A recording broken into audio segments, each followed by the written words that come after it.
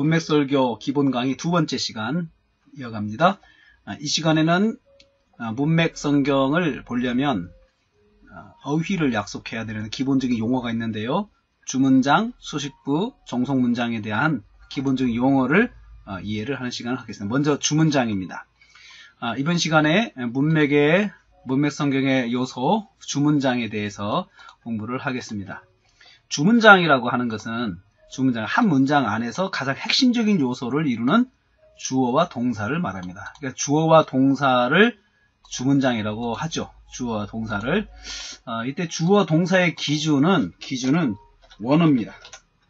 원어에서 주어 동사이죠. 원어를 파싱했을 때 주어와 동사로 표기가 되는 것을 말합니다. 예를 들면 이제 여기 3절에 보면은 내가 감사한다 라고 하는 말을 파싱해보면 동사 직설법 현재 능동태라고 돼요. 동사 직설법 현재 능동태.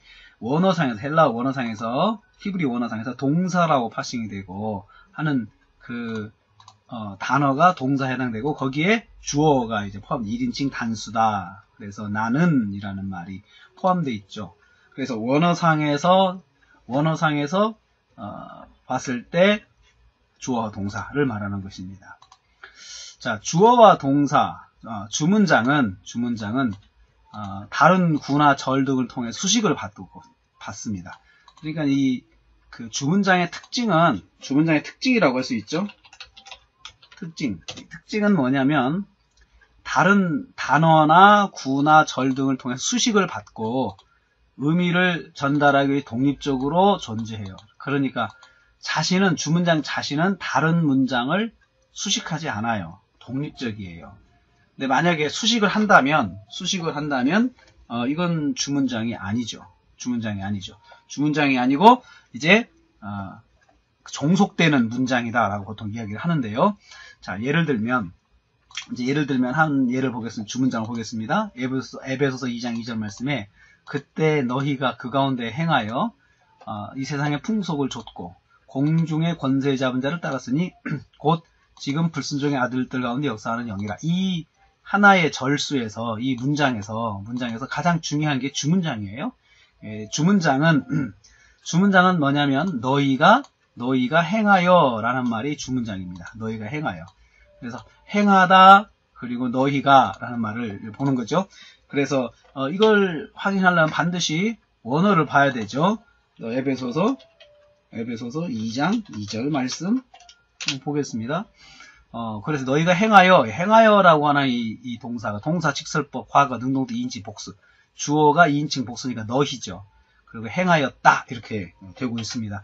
자, 이 말이 중심이 돼서 이 뼈대가 돼가지고 이 성경 2절 자체가 형성이 되는 겁니다. 그래서 너희가 행하여 라는 이 말을 주문장이라고 해요. 그래서 문맥 성경에서 이 주문장의 동사를 견고딕으로 표시를 했어요. 이렇게. 그리고 왼쪽에 주어를 표시를 했어요. 떨어뜨려가지고. 그래서 이 주어와 동사, 견고딕체로 되어 있는 일렬로 되어 있는 주어와 동사를 주문장이다라고 이야기를 합니다. 이때 주어는 헬라어에서 파싱했을 때 주격, 그 다음에 주격에 해당되는 것이고, 그 다음에 이건 동사라고는 파싱이 이루어지는 것입니다. 예를 한번 들어보겠습니다. 자, 예를 한번 들어보겠습니다. 제가 문맥 성경을 문맥 성경 보면서 주문장을 찾아보겠습니다. 자, 빌립보서 1장 1, 2절 보면은 이렇게 견고딕체로 되어 있는 너희가 바울과 디모데가 편지한다. 이것이 주문장입니다. 주문장. 또 여기 은혜와 평강이 있을지어다 주문장입니다. 그리고 3절부터 9절 말씀에 보면은 내가 감사하며 쭉 많이 되어 있지만은 사실은 내가 감사한다는 주문장 하나를 수식하기 위해서 3절, 4절, 5절, 6절 이렇게 진행이 되는 거예요. 3절, 4절, 5절, 6절이 진행이 되는 겁니다. 또 7절에 내 생각하는 것이 마땅하다 이 말을 수식하는 말이 8절까지 진행이 되는 거예요. 이렇게. 그래서 이 주문장 이것이 없으면은 내용이 형성이 안 되는 거죠. 예를 들어 볼까요? 자, 내가 감사한다라는 말을 빼놓고 한번 읽어봐요. 이거 없다 생각해 보세요. 나의 하나님께 생각할 때마다 항상 간구할 때마다 많은 내용이 있지만 내가 감사한다는 말이 없기 때문에 형성이 안 되는 거예요. 그래서 이 주문장이라고 하는 것은 주문장은 뼈대에 해당되는 것이에요. 나무로 말하면 뼈대에 해당되는 것입니다. 뼈대. 그래서 이렇게 보면 이렇게 나무가 이렇게 기둥이 있잖아요. 기둥이 있으면 이 기둥이 이렇게 있을 때 이것이 있고 나서 그 다음에 가지가 이렇게 있잖아요. 가지들이 이렇게 생겨나잖아요. 기둥이 있고 나서.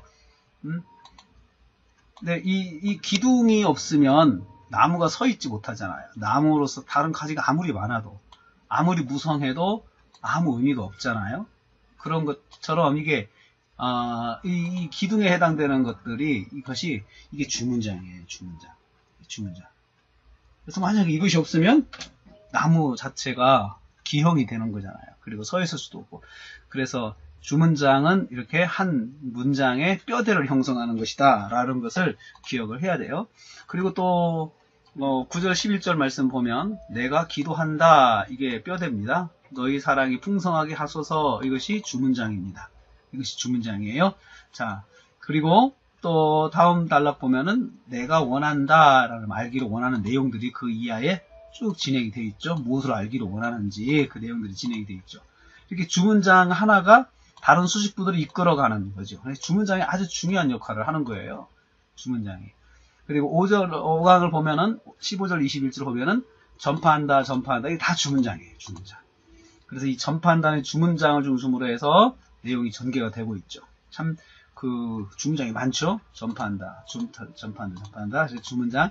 그 주문장이 몇 개가 됩니까? 주문장이 하나, 둘, 셋, 넷, 다섯, 여섯, 일곱, 여덟, 8개의 주문장이 이 단락에 있어요. 8개의 주문장이 이 전체 내용을 구성을 이끄는 것이 됩니다. 또 6강을 보면은요. 6강을 보면 여기는 또 주문장이 몇 개입니까? 하나, 둘, 셋, 넷, 4개의 주문장이 형성되어 있죠. 그래서 이렇게 주문장, 네 번째 주문장은 26절까지 이렇게 전개가 되고 있습니다. 근데 보면은요, 이것이 없어도 사실은 내가 안다라는 말로 전달하고 하는 내용이 일단은 접수가 될 수 있잖아요. 그런데 이게 하나씩 들어가면서 안다, 확실히 안다, 살 것을 안다, 함께 거할 것을 안다, 내용이 이렇게 강화가 되죠. 그렇죠? 주문장을 일단은 찾아야 됩니다. 주문장을. 원어사를 찾는 것이 정말로 중요한 과정이 되고 있습니다. 자, 그러면 이제 정리를 하겠습니다. 주문장은 뼈대를 이룬다라고 말씀을 드렸죠. 주문장은 뼈대를 이루는 것으로서 문장에서 성경에서 아주 중요한 역할을 한다라고 해서 주문장은 주와 동사로 이루어졌고 견고딕체로 표시한다라고 하는 것, 이것을 기억을 하시기를 바랍니다. 자, 이어서 이제 또 3강에서 다른 요소 수식부를 설명해 드리겠습니다. 잠시 후에 뵙겠습니다.